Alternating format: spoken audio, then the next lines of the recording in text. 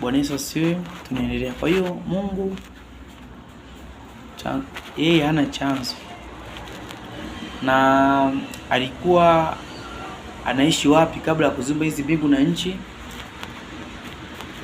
Huko kwenye ulimwengu wa roho alipokuwepo, kwa sababu yeye Mungu ni roho. Anaweza akakaa sehemu yoyote ambayo hata kama haina makao. Pia ana uwezo wa kujiumbia nchi yake, kama ameweza akamuumba mwanadamu, kaumba na vitu vyote, anaweza akajiumbia, kwa sababu Biblia inasema hivi, akili za Mungu hazichunguziki wala uweza wake. Yaani kama kuna udhaifu wa Mungu upo, akimpa mwanadamu anakuwa tishio hapa duniani.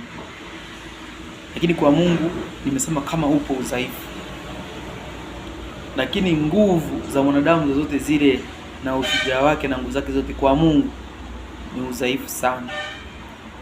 Yaani ukijiona una akili nyingi, kwa Mungu yana anakuona wewe bado. Lakini Mungu kama yeye ana udhaifu wake, akikupa wewe, binadamu wote wanakupigia sauti, wanakuona wewe ni mtu wa ajabu sana wa kupindukia. Wasikia walioshangaza dunia, maajabu ya kidunia, walifanya mambo makubwa. Kwa Mungu ni vidoncho kabisa.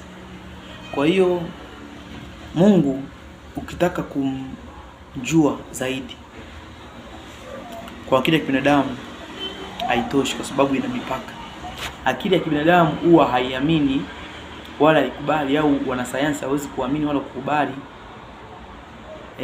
kitu kinaweza kikawepo bila chanzo. Ndio maana inahitajika neema na Roho Mtakatifu uwe naye kwa kuweza kusaidia kumjua Mungu, either kupitia kusoma maandiko kwenye Biblia au kupitia yeye kufundisha mwenyewe, ambaye aliandika hiyo Biblia, Roho Mtakatifu kupitia watu. Kwa hiyo tunaona Mungu alikuwa ana makao hata kabla. Ndio maana Mungu anatambia kwamba mbinguni ni sehemu yangu ya kukaa, duniani ni sehemu yangu kuweka nini? Miguu. Kwa hiyo hata kabla hizi mbingu ambazo Mungu aliziumba na hii dunia yetu, ipo mbingu yake ambayo aliumba, akawa anakaa huko anaishi huko. Lakini pia akaja akaumba na mbingu nyingine. Unasikia mbingu ya kwanza, mbingu ya pili, mbingu ya tatu. Mbingu ya kwanza ni kwamba mvua zinatoka. Mbingu ya pili ndio ile ambayo iko nje ya dunia, zimejaa huko sayari na nyota hata kubwa kuliko hata jua. Mbingu ya tatu ndio mahali ambapo anafanya nini? Anakaa. Na kabla hizo mbingu zote hajaziumba, mpaka hiyo mbingu ya tatu na hii nchi, kuna mahali alipokuwa anakaa, na penyewe palitokana na yeye.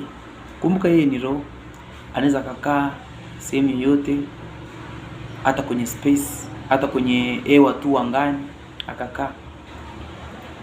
Na pia hata ile anga lisipokuwepo, yeye anaweza akaishi, kwa sababu yeye ni Mungu, kwa sababu yeye hata ile anga aliumba yeye.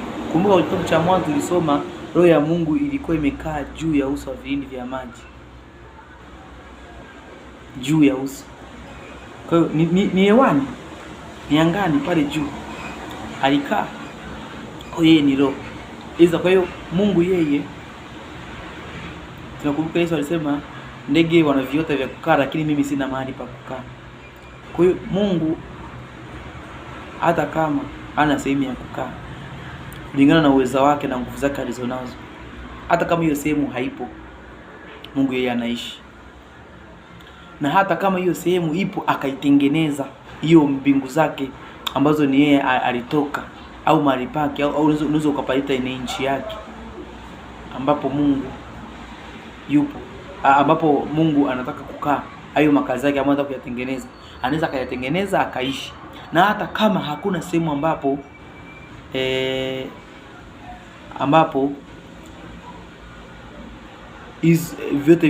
vyote havipo, bado Mungu yeye anaishi kulingana na uwezo wake na nguvu zake ambazo hazichunguziki, japokuwa kwa binadamu inakataa, lakini lazima ukubali mpaka ukipata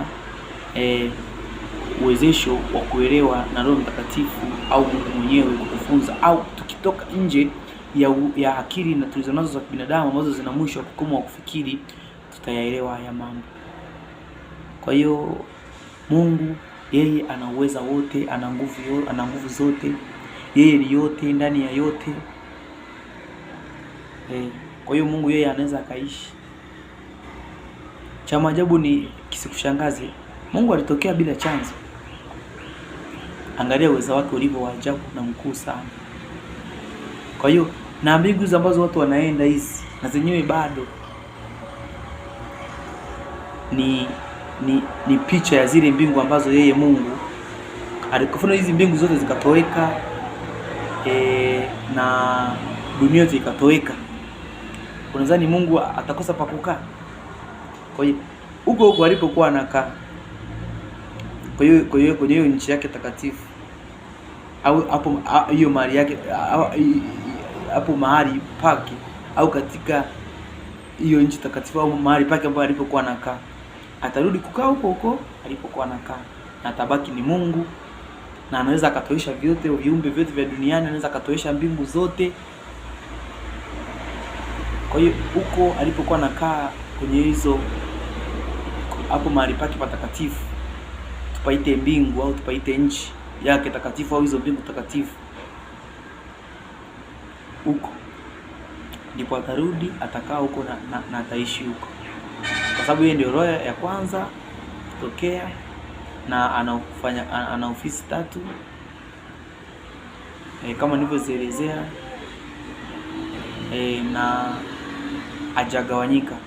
Mungu ni mmoja. Amen.